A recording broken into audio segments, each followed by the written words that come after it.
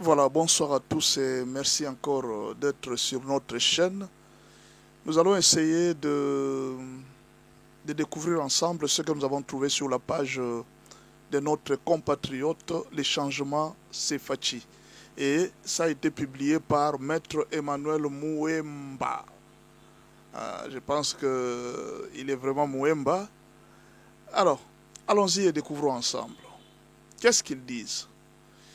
Ils nous donnent les calendriers. D'abord, ils nous font voir que ce que les médias occidentaux sont en train de publier, c'est faux. Alors, il nous dit, voici ce qu'il y a des deals entre la RDC et les Américains. Découvrons ensemble. Ce que je vais vous demander, ne venez pas contredire si vous n'avez pas des informations contraires à ce que lui, il propose. Proposez-moi ce que vous avez. Hein? Si vous avez un deal contraire, vous me proposez. Mais si vous n'avez pas de deal contraire, mais pourquoi alors m'appeler? Pourquoi alors venir déranger les commentaires? Allons-y. Alors, le changement Sefachi, dans sa page, dit ceci. Pendant que les médias français nous vendent la fable d'une rencontre entre Tshisekedi et Kagame dans 2 mois pour signer un accord de paix, il y a une manipulation voulue dans les médias français. Voici ce qu'ils ont dit. Alors là, ils nous rappellent ce que les médias français ont dit. Ils ont dit ceci.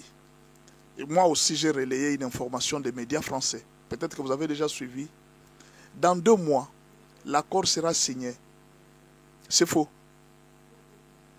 Une force neutre sera déployée. C'est aussi faux. La RDC veut partager ses minéraux avec le Rwanda. C'est toujours faux. Alors, où est alors la vérité? Voici la vérité qu'on nous propose dans cette page. La vérité est tout autre. Ces récits bidons ne servent qu'à manipuler l'opinion publique congolaise et à masquer les vraies négociations en cours pilotées par les États-Unis. Alors allons-y de ce qui se passe d'abord aux États-Unis. Ce qui se passe vraiment, l'axe Washington, nous sommes là. Aux États-Unis, le 2 mai, le Rwanda et la RDC ont chacun déposé un projet d'accord de paix aux États-Unis. Là, on ne joue pas. Les États-Unis leur ont donné jusqu'au 2 mai. Ils ont déjà déposé. C'est Washington, et plus précisément l'équipe du secrétaire Rubio, qui a désormais la main pour arbitrer et fusionner les propositions. Rappelez-vous que ceux qui ont donné la force au Rwanda, ce sont les Américains, les Occidentaux et les Européens. Mais ce sont eux qui décident de lâcher. Mais où est le problème? Nous, on prend parce que nous avons des richesses.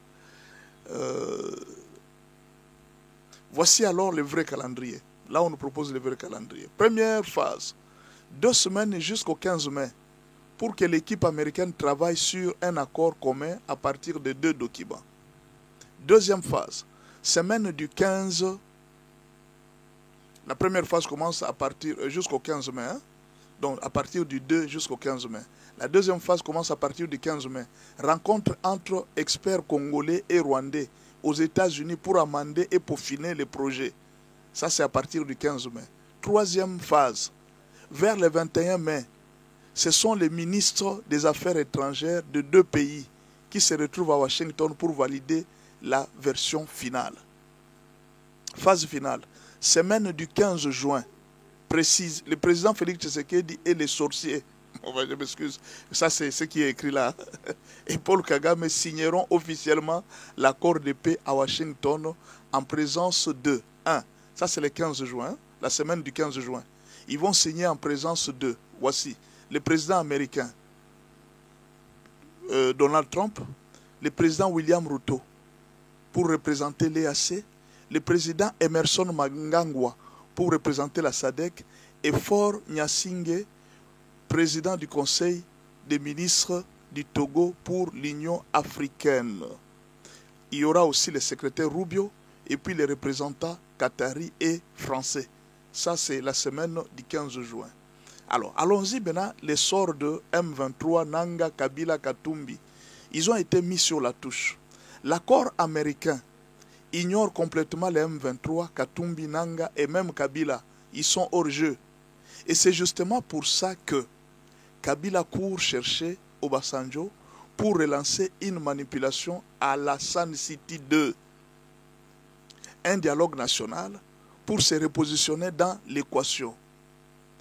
M23 tente de relancer de la guerre, car ils savent qu'ils sont exclus des négociations, qu'aucune garantie ne les attend. C'est pourquoi vous avez vu ces derniers temps, ils ont voulu forcer avec la guerre. Nanga multiplie les déclarations absurdes, car son projet Alliance Fleuve Congo est déjà dépassé par les événements. La Senko est mise à l'écart avec son pacte social.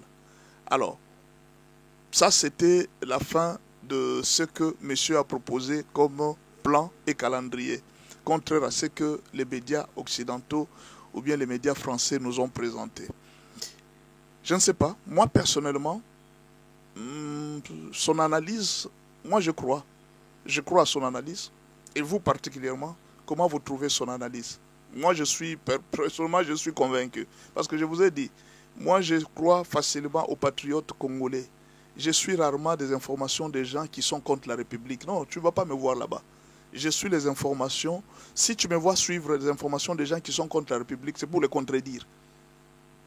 C'est pour qu'ils ne perdent pas l'opinion de la population. Et je ramène la population dans la vraie opinion. C'est comme ça que nous, on travaille. Mais ils suivent les informations qui peuvent trouver la population. On n'aime pas troubler notre peuple. Mon frère, le peuple de l'Est, ils ont beaucoup souffert. Ce n'est pas aujourd'hui de venir les matraquer avec des fausses informations pour les faire peur. Non, nous devons être patriotes. Nous devons aimer notre pays. Ça, c'est l'information qu'il a donnée. Vous pouvez consulter la page Les Changements Sefati. Vous allez suivre cette information. Et si vous avez des questions, vous pouvez toujours aller lui poser des questions. Où est la source? Moi, c'est juste l'information qu'il a donnée. Quelle analyse moi je fais? Quel crédit moi je donne à cette information? Moi, je donne 80% de chances que cette information soit vraie. Je ne travaille pas à la présidence, je ne connais pas, mais 80% de chances. Parce que ce qu'il a dit, c'est effectivement vrai. Parce que qu'est-ce que Kabila peut faire chez Obasanjo? Pourquoi Kabila a signé avec Katumbi leur signature pour qu'il y ait dialogue avec Félix Tshisekedi? Pourquoi les M23 continuent la guerre alors que pendant ce temps, ils sont en négociation à Doha? Vous ne vous posez pas la question. Justement, c'est parce que les uns et les autres ont remarqué que de Doha, il n'y a rien qui est sorti. Les Américains ont déjà pris tout. Et puis, là, je crois pourquoi. Parce que le président Trump fait de la guerre au Congo comme comment on a dit, parmi les rendements de ses 100 premiers jours. C'est-à-dire réussir à donner la paix en RDC, c'est parmi les rendements de ces 100 premiers jours. Donc moi je crois que les 2 mai passés, les 2 présidents, parce que le président Trump ne peut pas jouer, il ne faut pas faire des blagues avec eux. Il va leur dire ici je ne joue pas. Vous comprenez? C'est qu'il leur a donné la date du 2 mai. Ils doivent rendre ça, parce que si vous ne rendez pas, vous aurez des problèmes.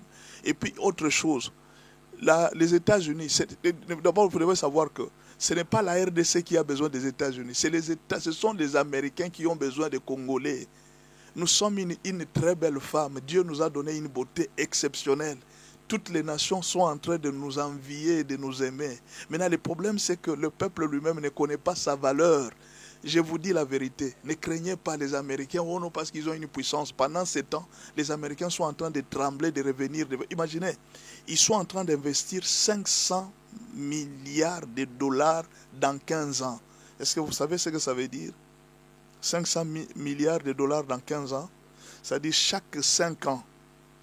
Prenez 500 divisé par 5. Hein? C'est quoi fait combien? 500 milliards divisé par 5, c'est 100 milliards. Donc à peu près 33 milliards chaque année. 15 ans.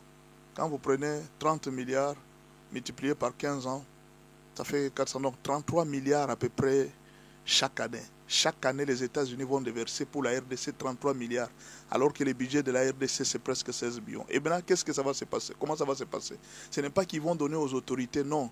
Et ils vont donner à leurs entreprises, et ces entreprises vont faire des infrastructures au Congo. Ils vont construire des routes, ils vont construire des hôpitaux. C'est eux-mêmes, ils vont donner à leurs entreprises. Et pendant ce temps, pendant que ces gens nous construisent des routes, ils nous construisent des écoles, ils nous construisent tout ce qu'ils ont à construire, nous, pendant ce temps-là, Qu'est-ce qu'on va faire? On est en train de leur donner des minéraux. Voilà les deals. Et pendant ce temps, ils nous sécurisent dans toutes les 9 frontières avec nos voisins. Nous serons sécurisés et nous aurons facilement des visas, des formations. Et là, je demande au ministre de commencer déjà la formation en anglais.